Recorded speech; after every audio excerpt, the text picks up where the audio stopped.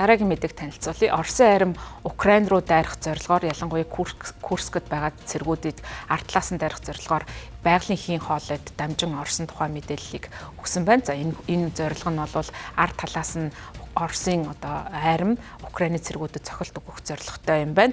Оросын тусгай хүчнийхэн Курск мужидх Украины анги нэгтгэлүүдэд энэхүү цохилтыг өгөх талаар мэдээллийг өгсөн байна. За ингэснээр бол Украинд эзлэгдээд байгаа Оросын холбооны улсын хилийн мужийг эргүүлэн авах болгон шинж амжилтанд хүрсэн гэдгийг Оросын холбооны улс онцолж байна. За Украины хувьд өнгөрсөн 8 дугаар сард Курск муж руу хил дамсан давталгаа хийсэн. За энэ нь бол дэлхийн 2 дугаар дайнаас хойш Оросын нутаг дэвсгэрт болсон хамгийн том халдлага болсон. За тэгээд хэдхэн хоногийн дотор Украины анги нэгтгэлүүд 1000 гаруй хавтгай дөрвөлжин километр нутаг дэвсгэр түүний дотор стратегийн ач холбогдолтой хилийн оролцох Сүүжжа хотыг бол эзэлж авсан. За үүний зэрэгцээ бол Оросын армийн хэд олон зуун цэргүүдийг олслон авсан ийм тулалдаан болсон. За үүний дараагаас бол Оросын талбарт Украин нэлээд давуу байдалтай ийм үйл ажиллагаа болж байсан. За энэ үйл ажиллагааныхаа гол зорилгыг бол энхийн тохиролцоонд хүрэхийн тулд Оростой илүү давуу байр суурийг олохын тулд Украин ийм ажиллагааг явуулсан. За мөн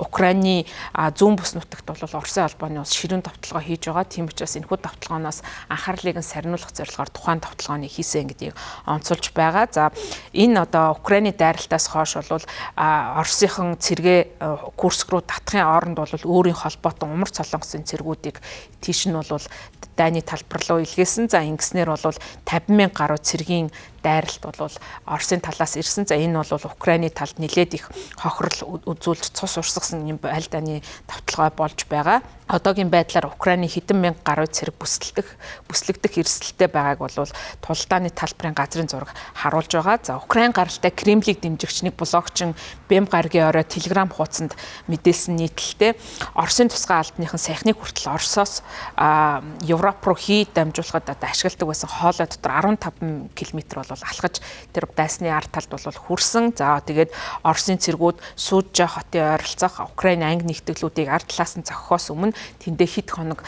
байсан гэдгийг бол тухайн блогчин Юрий Подолка онцлож мэдгдсэн. За 2022 оны 2 дугаар сард Украины бүхэлдэн нийслэлийн түрэмгийлэхээс өмнө тус хот нь бол 50,000 орчим оршин суугчтай байсан. За мөн энэ хотын хувьд Украины нутаг дэвсгэрээр дамжуулан Оросын байгалийн хийг экспортлох гол гарц болж байсан. За тийм учраас бол хоолойн дагуу хий дамжуулах хэмжих хийн дамжуулалтыг хэмжих томоохон станцууд энэ хотод байрладаг юм байна. За мөн хоёр хушууч гэж хочийг ашиглаж Телеграм хуудсанд бичдэг өөр нэгэн дайны блогчин болов Сүүжжагийн төлөөх ширүүн тулалдаан болж Оросын цэргүүд хийн хоолоогоор дамжин хот руу нэвтэрч чадсан гэж мэдгдсэн. За мөн Оросын Телеграм хуудас суугууд тусгай хүчнийхэн гэж нэрлэгдсэн маск зүүсэн хүмүүс хийн хоолой дотор явж байгаа тийм дүрс бичлэгийг бол олон нийтэд тархаасан байна. За Украины жанжин штаб Бэм гаргийн орой Оросын хурлан сүйтгэх дайрах бүлгүүд хоолоогоор дамжин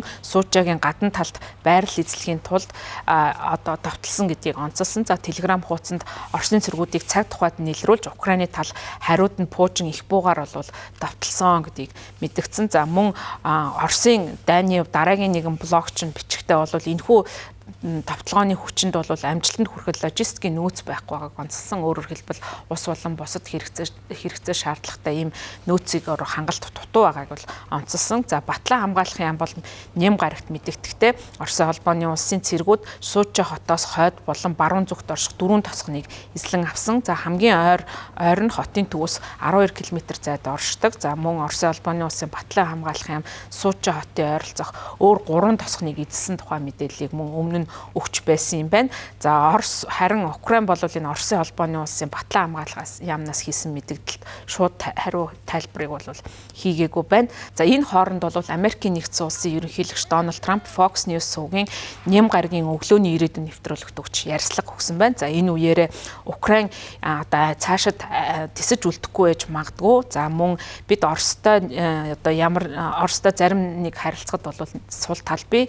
Тийм учраас та нар үүнийг ойлгож байгаа. За энийг энэ хилцээрийг амжилттай болгох бидэнд хоёр тал хоёулаа хэрэгтэй гэдгийг онцолсон. За мөн Трампийн мэдээллийн дараагаар Францын Батлан хамгаалахын сайд Себастьян Лекорно Нэм гарагт мэдээлэл хийсэн. За энэ мэдээлэлтэй Франц улс Оросын битүүмжсэн хөрөнгөөс олох ашиг дээр тулгуурлан Украинд нэмж 195 сая еврогийн зэвсгийг одоо санхүүжүүлэх ийм санхүүжилтийг олгохоор болсон байна. За энэ удаагийнх нь Оросын холбооны улсын битүүмжсэн хөрөнгөөр санхүүжилсэн цэргийн цуврал тусламжийн хамгийн сүүлийнх нь болно гэдгийг онцолсон. За тэгээ Лекорно La Tribune Dimanche сонинд ярьцлага өгөхдөө Франц улс өмнө нь Украинд өгсөн Mirage 2000 сөнөгч онгоцуудад зориулан 155 мм-ийн их бууны шин сум за бөмбөг илгээнэ гэдгийг онцлон дурдсан байна. За энэ хооронд бол Украины нисгчгүн онгоцууд ням гаргийн өглөөнөөс эхлээд Оросын өмнөд болон төв хэсгийн газрын тосны дид бүтцийг онилж товтлогоо хийсэн байна.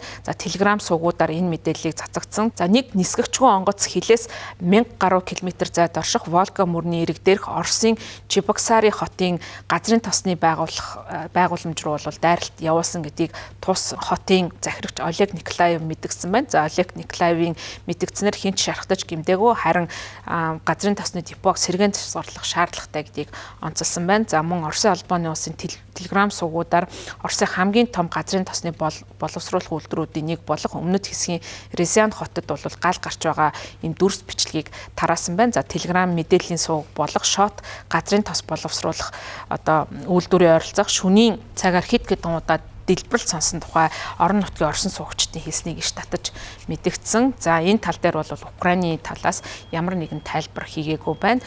За энэ хооронд бол Украин руу нийлүүлдэг Starlink-ийн хиймэл дагуулын интернетийн сүлжээг унтрааж магадгүй гэсэн ийм мэдээлэл бол гарсан. За үүнтэй холбогдуулан ням гарагт Elon Musk за мөн Porsche-ийн гадаад хэргийн сайд Америкийн нэгдсэн улсын төрийн нарийн бичгийн дарга Marco Rubio нарын хооронд халуун бэтгэлцэн X хуудсан дээр бол өрнсөн. За Porsche-ийн гадаад хэргийн сайд Радик Сикорский хэлэхдээ Маскийн Starlink-ийн ажилуулдаг одоо Peugeot-ийн SpaceX компани найдваргүй нийлэгч болох нь батлагдах юм бол Porsche ус өөр нийлүүлэгчдийг хайхаас өөр аргагүй болно гэж мэдгдсэн. За Porsche усын хувьд Украины нийт 42 мянга Starlink-ийн терминалын тэн хагасыг нь одоо өөрөө санхүүжүүлдэг. За жилд бол 50 сая долларын өртөгтэй ийм санхүүжилтийг олгодог гэдгийг Porsche-ийн гадаад хэргийн сайд мэдгдсэн. За харин Porsche-ийн гадаад хэргийн сайдын хэлсэн энэхүү мэдэгдлийн хариуд Elon Musk бол Твиттерт түүнийг одоо бас басамжилж чимээгүй байж жижигхэн хүн танаа одоо гаргаж байгаа зардал бол бидний төлдөг зардлын өчүүхэн хэсэг.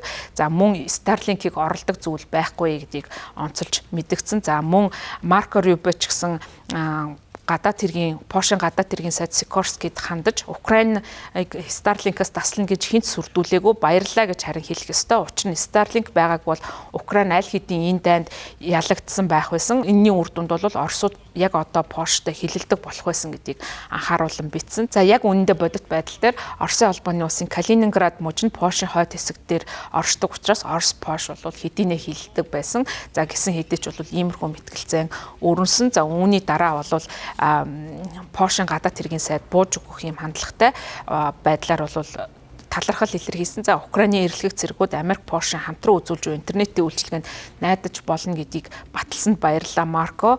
За тэгээд Европ, Америкийн нэгдсэн улс хамтдаа Украинд шударга инхтэй амь тогтоохын төлөө тусалж чадна гэсэн ийм мэдээллийг хийж X хуудсан дээр жиргсэн байна.